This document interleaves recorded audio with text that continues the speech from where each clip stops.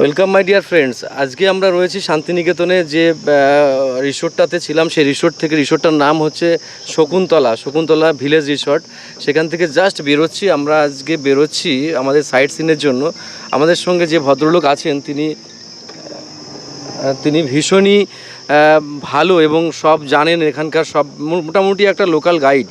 ঠিক আছে, দাদার নাম কি আপনার? রবীন্দ্র রায়। আমার নাম হচ্ছে রবীন্দ্র রায়। ঠিক আছে, টোটো চালক এবং গাইডের কাজ করি। আমি নাম্বার দিয়ে দেবো, আমি এই নাম্বারটা আমি ইউটিউবে দিয়ে দেবো সবাইকে।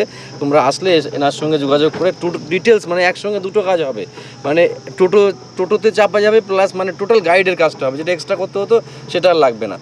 তো চলো আমরা পুরোটা দেখে নেব, ওনার কাছ থেকে একটু শুনতে থাকি। এবং এই যে জায়গা থেকে এখন আমরা রওনা দিয়েছি, এই জায়গাটার নাম হচ্ছে সোনাঝুরি।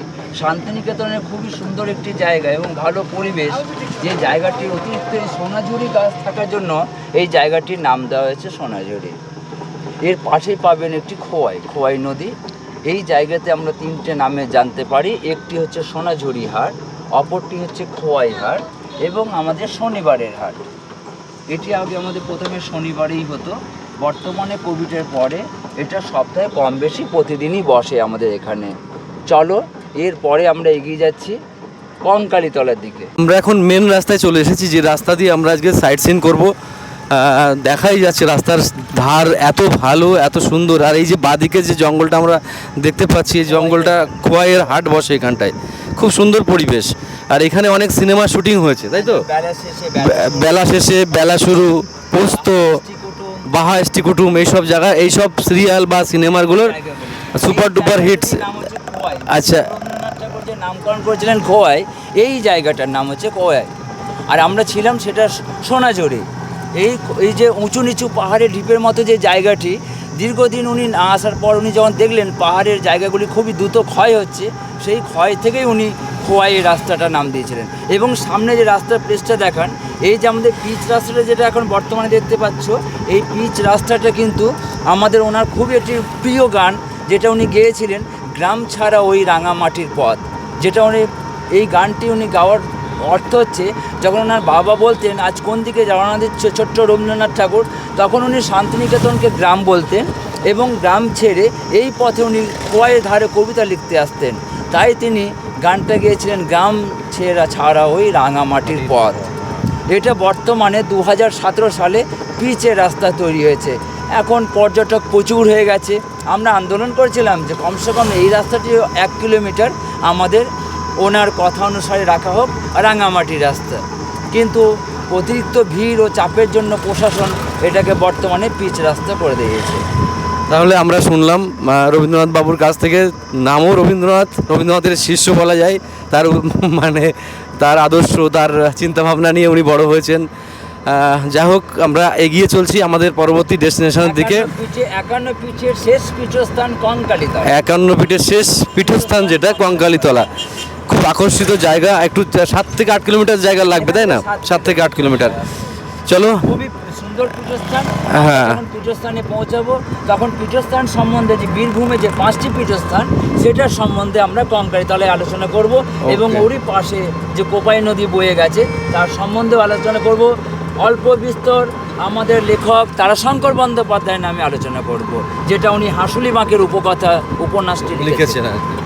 তাহলে চলে যাচ্ছি পরবর্তী ডেস্টিনেশন। আমরা এখন জেনে নেব যে প্রান্তিক স্টেশনটা কিভাবে, তার উৎপত্তি এবং প্রান্তিক স্টেশন থেকে কোথায় কোথায় যেতে সুবিধা হয়। ঠিক আছে, তো আমাদের যে গাইড, উনি সব কিছু ডিটেলস বলেছে। গাইড, আচ্ছা, আমাদের যে প্রান্তিক স্টেশনটা 1963 সালে স্থাপিত করা হয়েছিল। কারণ আমাদের তখন গুরুদেবের খুবই ইচ্ছে ছিল যে শান্তিনিকেতনের খুব কাছ থেকে একটা স্টেশন হোক। বোলপুর তো আমাদের স্টেশন পুরাতন স্টেশন, সেই কারণে বোলপুর থেকে ট্রেন ছাড়লে একমাত্র কোপাই স্টেশনে দাঁড়াতো, মধ্যেখানে কোনো স্টপেজ ছিল না। যেহেতু এটা 1963 সালে এই স্টেশনটা তৈরি করা হয়েছে, এটা শান্তিনিকেতন থেকে 2 কিলোমিটার দূরে। এরপরে শান্তিনিকেতনের পাশেই 1890 সালে এই জায়গাটিকে আমাদের তখনকার যে মুখ্যমন্ত্রী ছিলেন জ্যোতি বসু এবং বোলপুরের সাংসদ ছিলেন সোমনাথ চ্যাটার্জি, উনি এই জায়গাগুলো আমাদের তালতোড় জমিদারের কাছ থেকে হস্তান্তর করে এগুলো সমস্ত প্লটিং করে বিক্রি করা হয়েছে এবং এই জায়গাটির নাম দেওয়া হয়েছে প্রান্তিক উপনগরী। এই উপনগরী রাস্তাঘাট সমস্ত যদি দেখো পুরো সাজানো গোছানো জায়গা। এবারে আমরা আস্তে আস্তে 7 কিলোমিটার পথ অতিক্রমণ করে আমরা সেই মায়ের মন্দির কঙ্কালীতলা পৌঁছেই গেলাম অবশেষে। যেটা আমরা বলেছিলাম 51 সতী মায়ের 51 পীঠের শেষ পীঠস্থান কঙ্কালীতলা। আমাদের এখানে 5টি পীঠস্থান বীরভূমে আছে। একটি হচ্ছে আমাদের প্রথম শান্তিনিকেতনের কাছে কঙ্কালীতলা, তারপর লাভপুর, বক্রেশ্বর, সাঁইথিয়া ও অবশেষে বীরভূমের শেষে আমাদের নলহাটি। 5টি পীঠস্থান। তারাপীঠ কিন্তু বামাখ্যাপার সিদ্ধিস্থান, ওটা কোনো পীঠস্থান নয়। এই যে আমরা এলাম এই মন্দিরের সামনে, এই যে পূজার সামগ্রিক যে জিনিস কিনবো, পূজার জিনিসপত্র, সেটা এখানেই আমরা কিনবো। এবং সামনে হচ্ছে মায়ের মন্দির। এই হচ্ছে আমাদের বাবুর দোকান, 15 নম্বরের দোকান। এই দোকান থেকেই আমরা জিনিসপত্র কিনছি। চলো।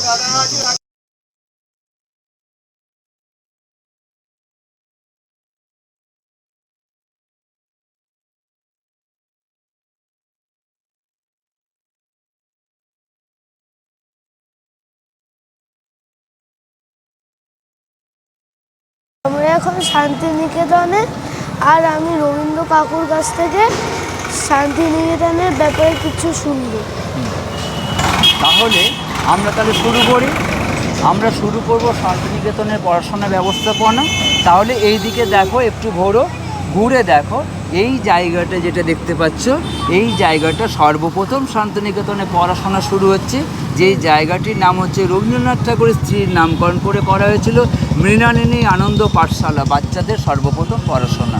কেজি 1, কেজি 2 এই জায়গাতে পড়াশোনা হচ্ছে। দেখছো একটা বেদি করা আছে, বেদির ওপরে দিদিমণিরা বসবেন, বাচ্চারা আসন পেতে গোল করে বসবে। গাছের নিচে ওপেনিং, কোনো ক্লাস ঘর নেই, এবং 3 কোণা বোর্ড গুঁজি নিয়ে এসে বোর্ড রেখে মাস্টারমশাই চক বা ডাস্টার হাতে চলে আসবেন। এই আমাদের পড়াশোনার ব্যবস্থা।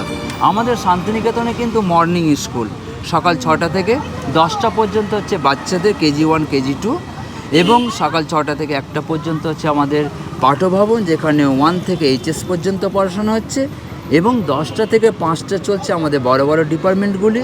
এবং সায়েন্স নিয়ে যারা পড়াশোনা করছে সেটা তো সারা রাত্রি আমাদের ল্যাব চালাতে হয়। অতএব একদিক থেকে দেখা যায় যে পড়াশোনা তোমাদের কিন্তু সবসময় চলছে। কিন্তু সবথেকে মজার জিনিস যেটা আমি তোমাকে বোঝাতে চাইছি, যে গুরুদেব রবীন্দ্রনাথ ঠাকুরের পড়াশোনা ব্যবস্থাটা এখানে কেমন। আমরা যে মাটিতে বসে পড়াশোনা করছি, গাছের নিচে পড়াশোনা করছি, প্রকৃতির মধ্যে পড়াশোনা করছি, কিন্তু সকাল 6টা থেকে। বর্তমানে বাচ্চারা যদি 5টা আগে ওঠে, তাহলে সূর্যকে উদয় হতে প্রতিদিন দেখতে পারবে। ওই জন্য গুরুদেবের কথায় যে সূর্য দেখিবে না আমাকে উঠিতে, আমি দেখিব সূর্যকে। তাহলে বডি ফিটনেসটা ভালো থাকে, ভোরের হাওয়া বাতাস খুব ভালো থাকে, এবং মর্নিংয়ে মাইন্ডটা খুব কুল থাকে। এই যে ভোরবেলায় উঠে আমরা 6টা থেকে পড়াশোনা করতে এলাম, তোমাদের মতন বাচ্চাদের কেজি 1, কেজি 2তে কোনো ইউনিফর্ম নেই। গুরুদেব স্বাধীনতা দিয়েছে যে বাচ্চাদের কোনোভাবে ইউনিফর্ম বা কোনো রকম বেঁধে ধরে রাখার ব্যবস্থা করা হয় না। তোমার বাড়িতে যেটা ভালো লেগেছে সেটা পরে তুমি এখানে আসতে পারো, কোনো নেই। এবং তোমাদেরকে গানের মাধ্যমে ও ছবি আঁকার মাধ্যমে পড়াশোনা করাবে। ছবি আঁকানো হয়, এখানে তোমার মাইন্ড ফ্রেশ করা হলো। গান এই কারণে করানো হয়, মানে যেভাবে তুমি গান করতে পারো তোমার কণ্ঠস্বরটা পরিষ্কার হবে। তাহলে বাচ্চাদের এখানে সর্বথেকে মূল্য কারণ দিয়েছে গলা পরিষ্কার করা এবং মাইন্ড পরিষ্কার করা। তারপরে ক্লাস 1 থেকে তোমরা চলে যাবে পাঠভবন স্কুলে, এবং ক্লাস 2 থেকে তোমাদের হোস্টেলের ব্যবস্থা আছে। ক্লাস 1 পর্যন্ত কোনো হোস্টেল তোমাদের দেবে না, বাবা মায়ের সাথে প্রতিদিন আসতে হবে, প্যারেন্টসের সঙ্গে আবার প্রতিদিন নিয়ে যেতে হবে। ক্লাস 2 থেকে আমাদের হোস্টেলের ব্যবস্থা করা আছে, তোমার যত দূর তোমরা পড়াশোনা করতে যাও না কেন। শান্তিনিকেতনের টোটাল ছাত্রছাত্রীর সংখ্যা হচ্ছে 12,500। এখানে আর্টস ও সায়েন্স নিয়ে পড়াশোনা হচ্ছে। ভাষা হচ্ছে 22টা, তোমার তার মধ্যে বিদেশি ভাষা আছে, যেমন ধরো Chinese, Japanese, European, Arabian, Persian, Tibetan, Korean, এই সমস্ত। এবং সায়েন্সে আছে ম্যাথামেটিক্স, কেমিস্ট্রি, এই সমস্ত সাবজেক্ট। আর্টস আছে, এবং রবীন্দ্রনাথ ঠাকুর যে তৈরি করেছিলেন, রবীন্দ্রনাথ ঠাকুর ও রবীন্দ্রনাথ ঠাকুর যৌথ উদ্যোগে এগ্রিকালচার ও হর্টিকালচার, সেটা হচ্ছে আমাদের শ্রীনিকেতন। এখানে কোনো ইঞ্জিনিয়ারিং পড়াশোনা হয় না, যা হবে আর্টস ও সায়েন্স নিয়ে। এবং আমাদের মর্নিং স্কুল, বাংলা মিডিয়াম। এরপর আমরা এলাম শান্তিনিকেতনে। এই জায়গাটির নাম হচ্ছে 3 পাহাড়, খুব পরিচিত জায়গা। গুরুদেব রবীন্দ্রনাথ ঠাকুর এই বটবৃক্ষটি খোয়াই নদীর ধার থেকে তুলে এনে বসিয়ে জল দিয়ে বড় করে মানুষ করে গেছেন এবং এই 3টে পাথর রেখে জায়গাটির নাম করলেন 3 পাহাড়। এখানে বসে প্রচুর কবিতা পাঠ লিখে গেছিলেন, যেমন কোমর পাড়ার গরু গাড়ি বোঝাই করা কলসি হাঁড়ি। এখানে বসে রাস্তার উপর দিয়ে যেটা যেত সেটাই উনি লিখতেন। পরবর্তীকালে চিত্রশিল্পী নন্দলাল বসু চিন্তা ভাবনা করলেন, আমি থাকবো না, রবীন্দ্রনাথ ঠাকুরও থাকবেন না, গাছটা একটা স্থায়ীকরণ করে যেতে হবে। তখন আমাদের পশ্চিমবাংলার সহজপাঠ বইয়ে প্রথম পাতায় একটি ছোট্ট বটবৃক্ষটি দেখতে পাবেন, সেই গাছটি এই গাছেরই সেই ছবিটি দেওয়া হয়েছে। এই কাজটি করে গেছিলেন আমাদের চিত্রশিল্পী নন্দলাল বসু। এবার যে আমরা এলাম এই বাড়িটির মধ্যেখানে দেখা একটি তাল গাছকে কেন্দ্র করে গুরুদেব রবীন্দ্রনাথ ঠাকুর বাড়িটি তৈরি করেছিলেন এবং এই ঘরের নাম দিয়েছিলেন তালধ্বজ। এখান থেকে বসে একটি কবিতা লিখেছিলেন, তাল গাছ এক পায়ে দাঁড়িয়ে সব গাছ ছাড়িয়ে উঁকি মারে আকাশেতে। সেই তাল গাছ এখনও বেঁচে আছে এবং এই বাজ না পড়ে তার জন্য আর্থিংয়ের ব্যবস্থা করে দেওয়া হয়েছে। পরবর্তীকালে আরেকটি নাম দেওয়া হলো কারুসংঘ। পাঠাওয়ানের রিটায়ারমেন্ট মহিলারা এখানে বুটিকের কাজ করেন। আমাদের প্রধানমন্ত্রী, রাষ্ট্রপতি বা বিশিষ্ট ব্যক্তিগণ যখন আসেন ওনাদের উত্তরীয় এখানকারই তৈরি। সেটা আমাদের প্রতি মঙ্গলবার ও শুক্রবার 2 ঘন্টার জন্য খোলা হয়। যে আমরা এলাম এর নাম হচ্ছে কাঁচ মন্দির বা উপাসনা গৃহ। এটি 1890 সালে রবীন্দ্রনাথ ঠাকুরের বড় দাদা দ্বিজেন্দ্রনাথ ঠাকুর তৈরি করেছিলেন ইটালিয়ান স্টাইল ও বেলজিয়াম গ্লাস দিয়ে। এটি আমাদের প্রত্যেক বুধবার সকাল 6টা থেকে 8টা পর্যন্ত উপাসনা করা হয়।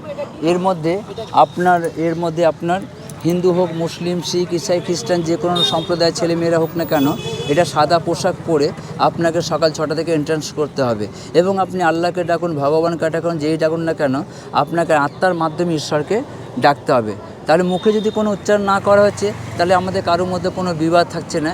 এই হচ্ছে আমাদের ব্রাহ্মণ সমাজের কাজ। এই যে আমরা এলাম এই জায়গাটির নাম হচ্ছে শান্তিনিকেতন গৃহ। যখন শান্তিনিকেতন বললে কিচ্ছু ছিল না, এই জায়গাটির নাম ছিল ভুবনডাঙ্গা। 1862-63 সালে সর্বপ্রথম রবীন্দ্রনাথ ঠাকুরের বাবা মহর্ষি দেবেন্দ্রনাথ ঠাকুর এই বাড়িটিকে তৈরি করেছিলেন। এই বাড়িটিকে 3 রকম মডেলিং করেছিলেন। একদিক থেকে মন্দির, এই দিক থেকে মসজিদ এবং সামনের দিক থেকে গির্জা। মন্দির, মসজিদ, গির্জা এই অনুকরণ করে বাড়িটির নাম দিলেন শান্তিনিকেতন গৃহ। এই বাড়িটি তৈরি করেছিলেন 1862-63 সালে। এই বাড়িতে যখন প্রথম কলকাতা জোড়াসাঁকো থেকে মহর্ষি দেবেন্দ্রনাথ ঠাকুর এসেছিলেন তখন গুরুদেবের বয়স ছিল মাত্র 2 বছর। বাবার কোলে প্রথম উনি এই বাড়িতে এসেছিলেন। বর্তমানে এই বাড়িটি আমাদের দেবেন্দ্রনাথ ঠাকুরের মিউজিয়াম করে দেওয়া হয়েছে। যে জমিতে রবীন্দ্রনাথ ঠাকুর হাঁটতেন এক সময়, আর সেই জমিতেই কিন্তু আমরা আজকে হাঁটছি। তবে এখন রবীন্দ্রনাথ নেই, আমরা রবীন্দ্রনাথের তৈরি করে যাওয়ার সম্পদ সেগুলোকেই আমরা দেখছি, আর সেগুলো থেকেই আমরা অনেক কিছু শিখতে পারবো। আমাদের পরবর্তী প্রজন্ম এখান থেকে অনেক কিছু শিখবে, সেই আশায় আমরা আজও রবীন্দ্র দর্শনে দীক্ষিত হতে চাই।